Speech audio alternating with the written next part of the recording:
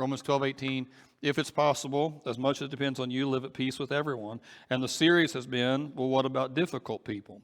You know, it's easy to do this with people who are easy, but it's hard to do this with people who are obnoxious. And so we've talked about some of the obnoxious people that not their names, but we've talked about over the last few weeks some of the obnoxious people that we deal with. We've talked about people who are mean or who are really needy or maybe heading a different direction than we're heading or maybe even has been dangerous to us at one time or another, and how we would obey that verse or try to live that verse out with those kinds of people who are hard. But, and again, keeping in mind, it's not always possible. That's the first clause there. It's not always possible. And it doesn't always depend on you, but to the extent that it does, and to the extent that I can, how do I do that? Now, if it's your first weekend, either watching online or your first weekend to be here with us, there's still a good weekend to come, because I wanted to kind of tie it all together today, because it seems like to me there's a common thread through most of the people that we deal with that are difficult, and it's that they're hurt. The cliche that hurt people is true. Hurt people have a tendency to be the very kind of people who will hurt other people. Well, I mean, that's real. And while there are some people who are just obnoxious, there's no reason for it. They were born obnoxious. When they were little kids, they said they were like a squirrel, and it just never changed. They become obnoxious old men. No, everything about their life went well. They're just obnoxious. I think there may be a gene for that. There are some people like that. But for the most part, when you run across somebody who is just consistently hard to get along with, there's a reason. And often the reason is because they're hurt. When I was in California, had a friend out there, and I won't say his name because I don't want to. He's gone. He's passed on. And as far as I know, there's nobody. He left nobody. But just to be on the safe side, we'll just call him Sam. And Sam was my friend, and I like Sam. Sam and I got along really well, and we hung out some. Sam was a carpenter, and he helped at church with a couple different projects we did and a couple different missions kind of things we did, and he was really talented. He just struggled with a lot of addictions, alcohol in particular, but also some drug stuff too. He invited me one of the first times I ever went to his apartment. He said he had written some poetry, and did I want to read it? And if any of you are poets, there are probably smarter people to read your poetry than me. I'm just going to say ahead of time, I'm not really an expert or an admirer or even an appreciator of a lot of poetry, but I didn't know what to say. No one's ever asked me that. I'm 53, and one person, remember my poetry? Never happens, but it did happen that day, and sure, I'll take a look at it. And he handed me this stack of papers. I mean, it was huge, and said, here, just some things I've been writing down. And he said, now I should tell you, I wrote a lot of that when I was smoking stuff, and it kind of helped me think about it, he said. And I guess it put him on a different plane than I'm able to get to, because I didn't understand anything about it. It was just none of the words went together, and page after page after page of just silliness, and it was hard he's really hoping I'll say something nice about it, and I can't understand what it's about. I didn't understand what it was. I'm sure it meant something to him. But we became friends, even though we have nothing in common. There's just nothing about us. And for whatever reason, he thought I was interesting, and we got along, and we did several things together. And he asked me, after we had gotten together and became a little bit more friends, would I be willing to talk to his daughter? I'd probably preached on a verse like this. It may not have been this very one, but it's a theme that I preach on a lot. It's something I think is important as Christians, that we don't give up on folks. We keep reaching out. We keep trying.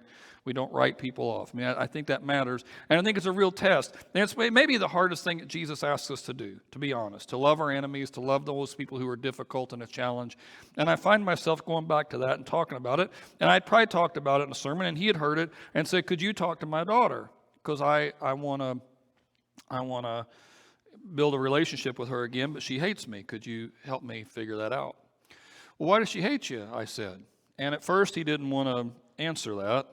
But eventually he started telling me why, and there's lots of reasons why she hates him. And they're all good reasons. I couldn't have disagreed with any of the reasons. The biggest reason was that every vacation day he ever got as a young man, when he had a young daughter, he was drunk. And when he was drunk, he was mean, verbally, and he'd have all of his idiot friends over to drink with him. And that was every holiday. I mean, his daughter got to where she hated Christmas because Dad was going to be like he was going to be. I did have a chance to talk to the daughter once, and I've never met anybody who hated her dad more than she did. It just went on and on about it, and there wasn't much movement there at all to talk to her. And he died. My friend did, mostly because of how he treated himself. And she came to the funeral, but she still didn't really want to talk about anything. And it was because all that hurt. Now, if you didn't know her dad and you didn't know that situation, say you just worked for her, the daughter, and she was your boss and you worked for her, you would have told all your coworker friends how awful she was, because she was mean. And you would have told all your coworker friends how she was judgmental. I mean, the smallest mistake could just set her off. And you'd tell your friends about it and make you mad. You'd probably talk about her behind her back. If you were her neighbor, this woman, you probably would have said ugly things about her when you were at home at the kitchen table, because she was tough. But there was a reason, right? And now you don't know her, and you don't know my friend who's passed on, so it's easy for you to hear the story and say, well, I would have been different. But you don't know. I mean, when you meet somebody and they're obnoxious, your natural response is to defend yourself, right?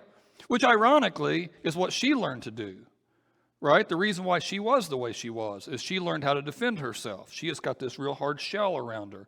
And actually, my friend Sam, that was what he did. He grew up awful, and he learned how to defend himself, because hurt people have a way of hurting other people. And when you get wounded on a relationship, especially when you're young and you can't really totally process what's happening to you, you learn how to defend yourself. And some people learn to defend themselves by being mean, or by being critical, or by being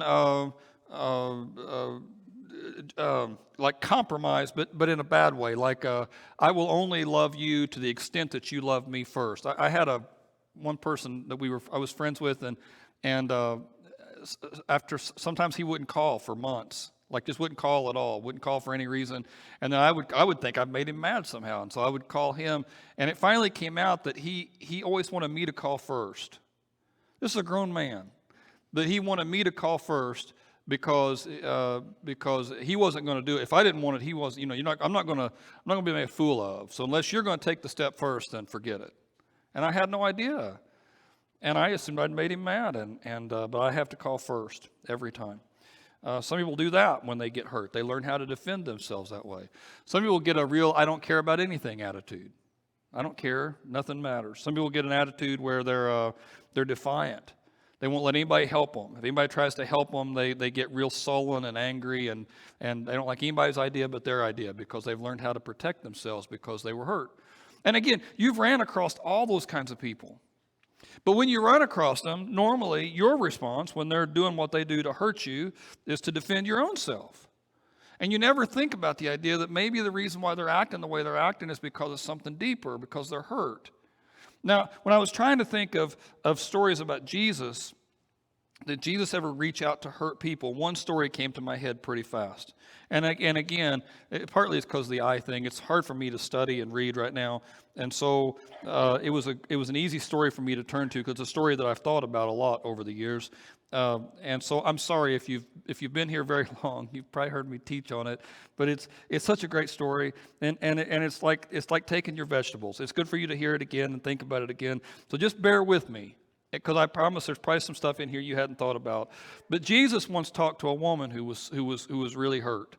And she had an awful life, and a lot of bad things had happened to her. And she did all those mean things and the things we do to push people away. She did all those things. And Jesus just didn't quit.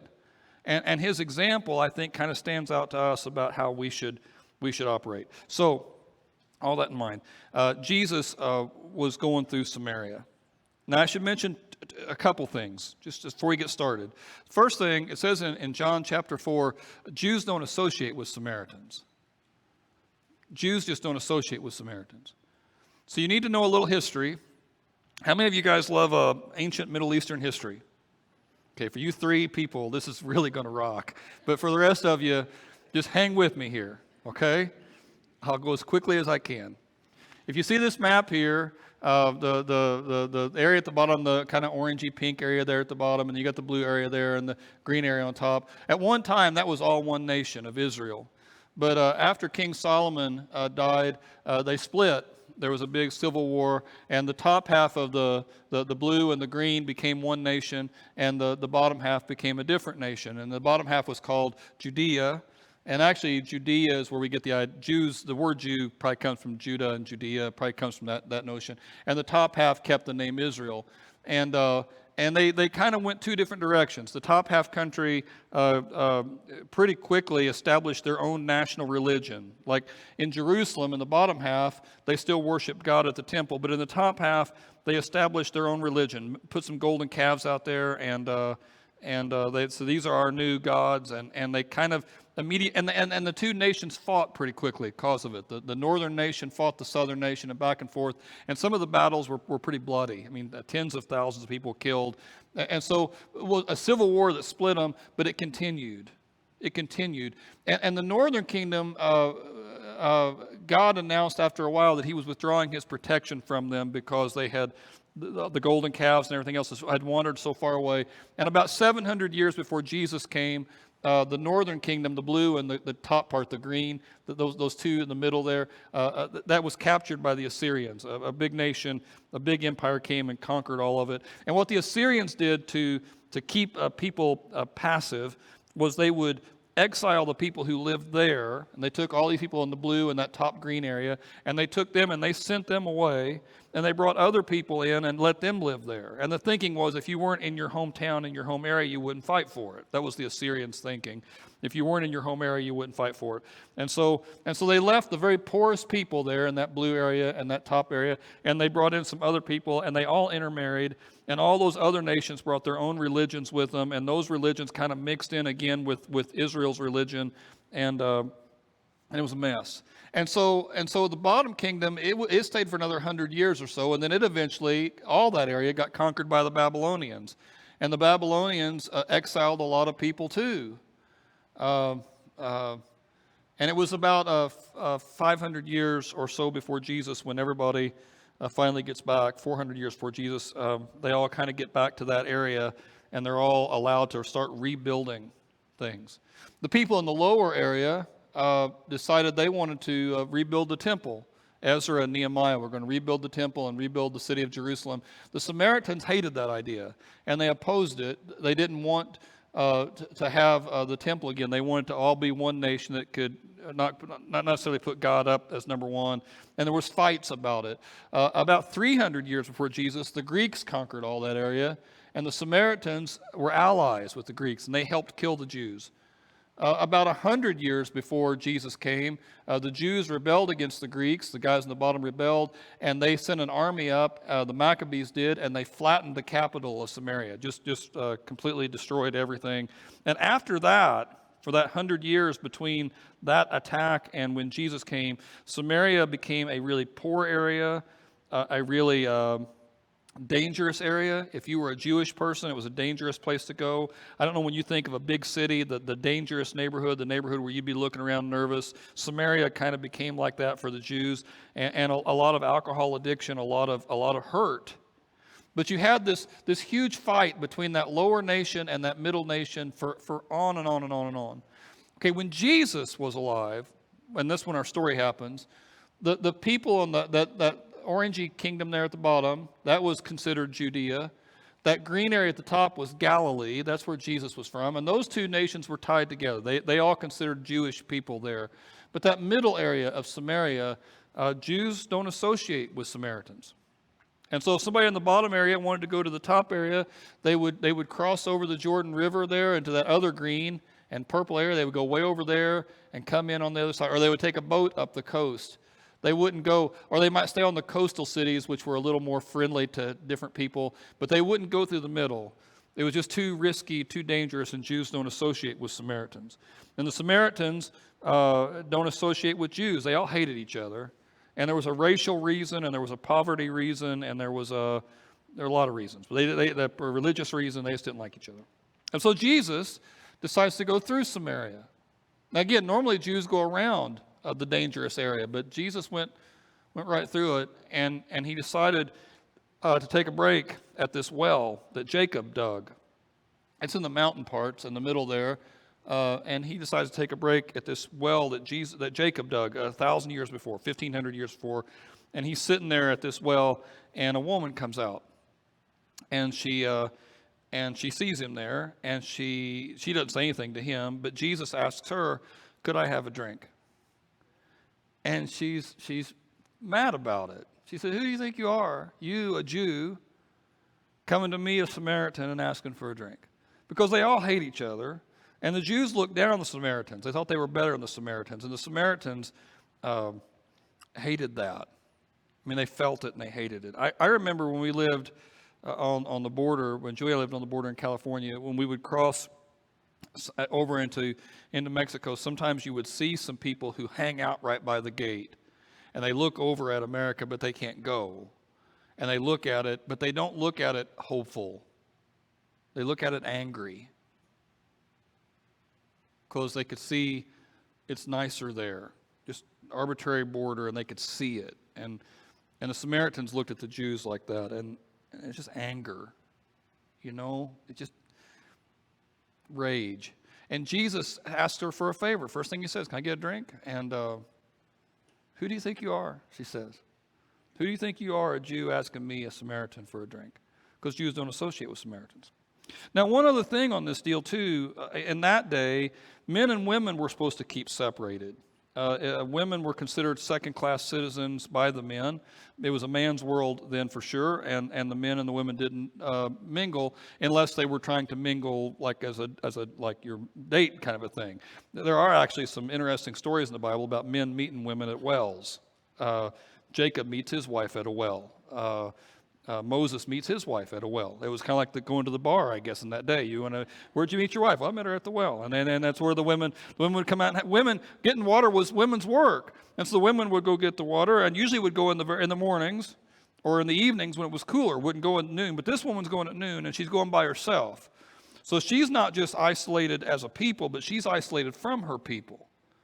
And she sees Jesus there, and "Who do you think you are?" And Jesus says to her, "If you knew who was asking you for a drink, you would ask him, and he would give you living water." Now, living water just means water that's moving, like a stream or a creek or a river. It's considered, in that day and in our day, moving water is usually a little safer to drink than water that's like a pond that just sits there and doesn't move around. And so he says to you, you're trying to dig this well, but if you knew who was asking, you'd ask me, and I'd give you living water. Now, in the Bible, living water sometimes refers to God. That God's Spirit is moving like living water. Jeremiah has a verse on that. He says, "My people committed two sins. They've forsaken me, a spring of living water, and then they dug their own cisterns, and they're broken cisterns, and they don't hold water." God in the Old Testament, and this was verses that people in that day would have been aware of, that I'm like living water. You get a hold of me, and I'll take care of you. But a lot of people reject God because they want to do their own thing. They dig their own wells. And so when he says that living water, that's what he's talking about, is stuff like that. But the lady doesn't understand it. Where are you going to get living water? You don't have anything to get water with. And again, he tells her, if you knew who was talking to you, and you knew the gift of God, you'd ask me for a drink of this living water, and you would never thirst again. And again, he's talking about spiritual stuff. And maybe she kind of gets what he's saying, because she kind of just blows it off. Like she kind of just, well, that'd be great if we had water like that. That's kind of the answer she gives. Won't you get me give me that water, and that'd be great. I want to come out here and get more water. And Jesus says, well, why don't you call your husband? Bring him out here and let's talk about this thing. And she says, I don't have a husband. And he says, well, you're right. You've had 5 husbands, and the man you're with now is not your husband. Now, I want to pause here because he's trying to freak her out. Jesus is trying to freak her out. He's trying to make the goosebumps come up on her skin. I mean, they're just having a conversation. There's no way he can know this stuff other than supernatural. And so when he tosses it out, it does kind of freak her out a little bit. And that's what he's trying to do. He's trying to rattle her cage. But I want to think about the 5 husbands thing. Traditionally, and when I say traditionally, really almost every sermon about this for the last 2,000 years, when it talks about this sermon, the assumption is that the woman is promiscuous. that she uses men, and she gets bored with this husband and leaves him and gets another one and gets bored with that husband and leaves him. Or maybe she's moving her way up the chain. Each time marries somebody a little richer or a little bit, and just keeps leaving. And that's possible. It's possible that that's true. But if she has done that, she's done it poorly because she's still getting her own water. If she had moved up the chain like that, she'd have slaves to go get her water, and it's not really worked out that way. So if she has just kept trading them in to get ahead, she's not gotten ahead. But it's possible. And again, traditionally, that's what I've often thought about this woman. I think it's more likely that she's been rejected 5 times because women in that day didn't divorce. Like I said, it was a man's world. Women couldn't get employment.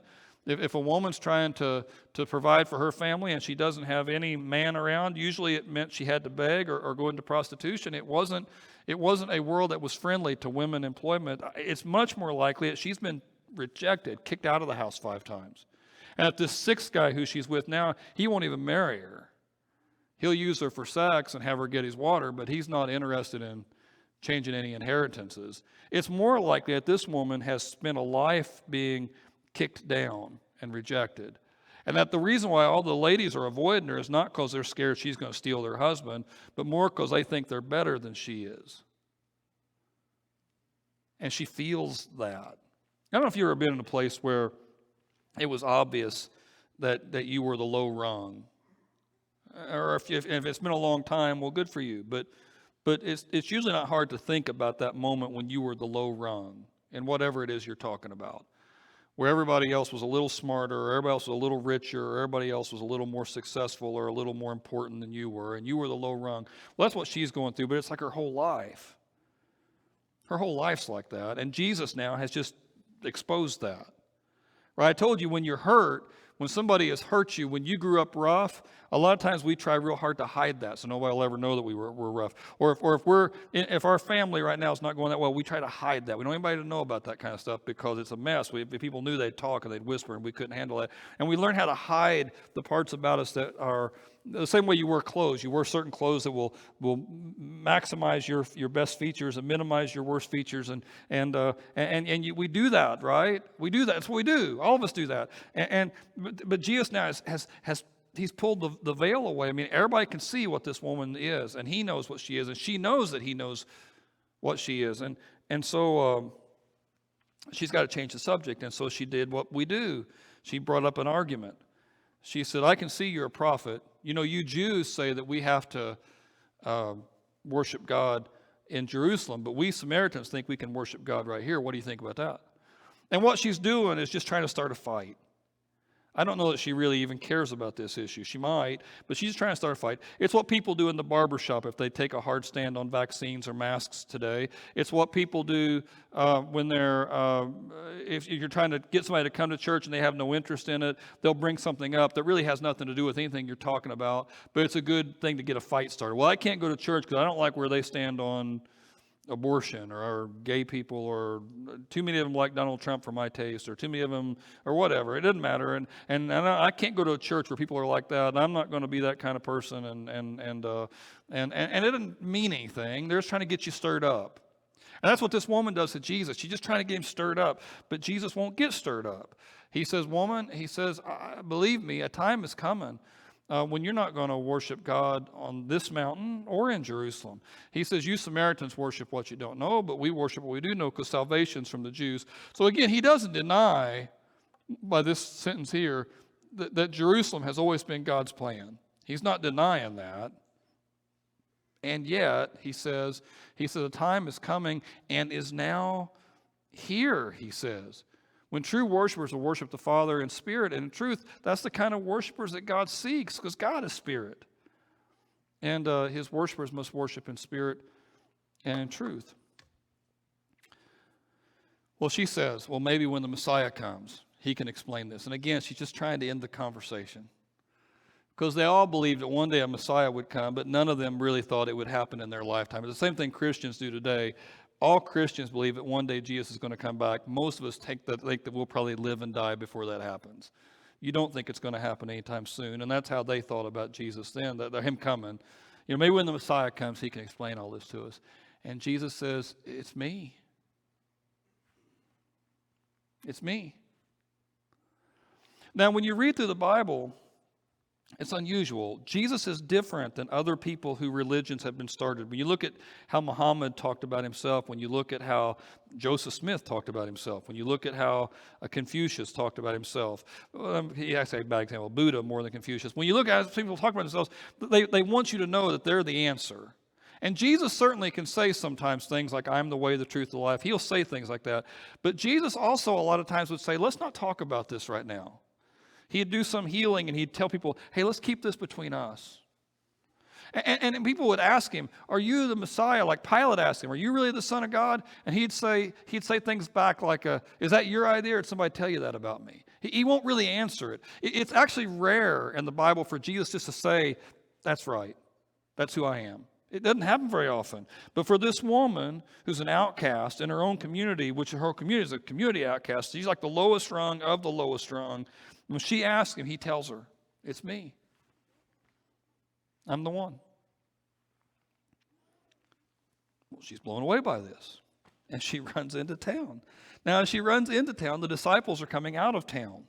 They have been in town buying Jesus food. And you can imagine how that was. Again, Jews don't associate with Samaritans. Have you ever been in a neighborhood where you just felt completely out of place? And you had to be there for a while, and you're walking around the neighborhood, and maybe you went to a convenience store there, and you do some things, and you just feel like everybody can tell you're the only one there that's different. And that's how the disciples have been. And they've been buying their food and probably keeping their heads down, and they're coming back to Jesus. And as they're coming back, she's running into town. And she tells everybody in town who Jesus was. The disciples are freaking out about this. They ask Jesus, maybe you need to eat something. Because they're bothered that he's even talking to a woman like this, because Jews don't associate with Samaritans. And Jesus says, my food is to do the will of him who sent me. He says, you all have a saying, don't you? 4 months more and then a harvest. I tell you, open your eyes. Look at the fields, they're ripe for harvest. And many of the Samaritans from that town, they believed in him. In fact, you can picture in your head as Jesus is out there talking to the disciples about the harvest, people start coming out of town because this woman went into town. And again, if she was promiscuous and she was just, it's weird that the town even listened to her. Because if she's that kind of woman, you can imagine they didn't want to. Or if she has been rejected and she's the lowest rung of the lowest rung, it's weird that she even had the courage to talk up. Because if you've been kicked a lot your whole life, it's the last thing in the world you want to do is to start being loud, right? It's what a high schooler does when he learns how to be invisible in the school. You just learn how to keep your mouth shut and look down and don't interact, you know. And if you've been that person, you've just been kicked down your whole life. But she tells everybody. And many of the Samaritans, it says, believe because of what she said. They said to the woman, we don't believe it now because of what you said. We've heard it for ourselves, and we know this guy's the Savior of the world. I mean, the whole town becomes believers. It's a crazy thing. It's in part crazy because the disciples have been in town buying food, and they didn't win anybody. St. Peter and St. Andrew and St. John were all in town, and they didn't win anybody. They didn't talk to anybody because Jews don't associate with Samaritans. But this woman goes in, and she's the worst person in the world to take the message out, and everybody responds. Because God can use anybody. It just requires you to open your heart up to him a little bit. 2 lessons out of this thing I want to kind of hit on, if I can. Lesson 1, Jesus came for the hurt. And if that's who Jesus came for, then that's who we have to come for. Some of you here today are on top of the world, and that's awesome. If you are, you're the captain of the football team, you're the head cheerleader, you're the boss of your business, you're king of all you survey. And if that's you, well, that's awesome. That's great. That's amazing. But Jesus left his place in heaven and came down to where we were. The story of Christianity is not about you making yourself right for God. It's about him coming to you. Not about you making yourself right for God, but him coming to you. And Jesus came for this woman, and she tried everything in the world to get rid of him. She mocked his intelligence. There's no living water here. How are you going to get the water out? You can't, you've got nothing. She mocked his faith. You Jews say we're supposed to do this. She tried everything she could to get rid of him. And he just wouldn't give up. All the little things she did to make him mad, he wouldn't take the bait. He wouldn't give up. Another verse we've looked at over the last few weeks is this one. You're to love your enemies. And you're to do good for them and to lend to them without expecting anything back. And if you do that, he says, when you do that, you're like a son of God, because God is kind to the ungrateful and the wicked. If God can be kind to you, who are sometimes ungrateful and wicked, then we should be able to be kind to people who are a problem. I don't promise it'll be easy. Sometimes when you try to reach out, they'll make it hard. And I'm not saying you got to make yourself a doormat to anybody. You know, like I said, the very first verse we looked at, if it's possible, it's not always possible. As much as it depends on you, sometimes you're not the right one to do it. They've hurt you too bad, it's just, you can't. And that's okay. It is okay. Don't feel bad about it. If it's possible, as much as it depends on you, you live at peace with everybody. And be peacemakers between you and them and between them and God. So the first lesson, Jesus did that. His whole life was about that. If we're going to be his followers, we have to do it too. And then the second lesson, wisdom is being humble enough to change course when you see it. This woman, if I'm right, was the very lowest rung. Life had been hard to her over and over and over again. She had been hurt over and over and over and over again. And hurt enough and publicly enough that everybody in town knew who she was. Hurt enough and publicly enough that she got her water by herself because she didn't want to be around anybody. She had learned it was just easier to avoid people because people will hurt you. But when Jesus turned, when he made it, she turned. And Jesus can use anybody. You know, if you're the person who was drunk last night, but you're here this morning, you're in exactly the right place. Jesus can use anybody. And he's willing to reach out to anybody and turn anybody around that wants to reach out to him. If your marriage is just hanging on by a thread and you're sitting beside someone right now that you can't even hold their hand, you're not too far for Christ. If you had a life like the girl I talked about at the very beginning of the sermon, and your growing up was miserable, and you learned how to hide your hurt 1,000 different ways, you're not too far gone for Jesus. And wisdom is when that offer is made, you lunge for it. Not because it won't ever come back again, but because of how we are. John Calvin, in his book Institutes, talked about, he had an illustration where he said a man's going through a country field at night and there's no moon. And it's really dark. And as he's walking through the field, lightning strikes off in the distance. And just for a minute, everything's lit up. He can see the whole field, see everything about where the trees are, everything's lit up. And then it's gone, just a flash, right? For seconds, see everything, and then it's gone. And it's even darker afterward than it was before as your eyes are readjusting to what you just saw. But just for a second, you had clarity. He said, Calvin did, that God does that. He gives you these flashes of clarity. For that woman, that flash of clarity was Jesus saying, I'm the Messiah. I'm the one who knows everything you've ever done and loves you anyway. And when she had a chance to reach out to Jesus, she took it. And that's my prayer for you. The band can come back up. As we close our service, I just want to challenge you, if anybody needs to reach out and draw close to Christ, know that door's always open. And you don't have to be, it's for everybody. It's for the worst of sinners, and it's for the person who really isn't doing that bad, but they just feel distant from God. It's for the ungrateful and the wicked. It's for the person who's at peace with almost everyone, but there's this one thing I can't seem to ever get past. It's for anybody who could use more of God's power and God's Spirit in their heart and their life. That if you need that, I hope that something in this sermon was that flash of lightning, just a little moment of clarity. And I pray you take advantage of it. And come up and pray with us, and we'll pray for you. Just stand up. I'm going to pray for you right now.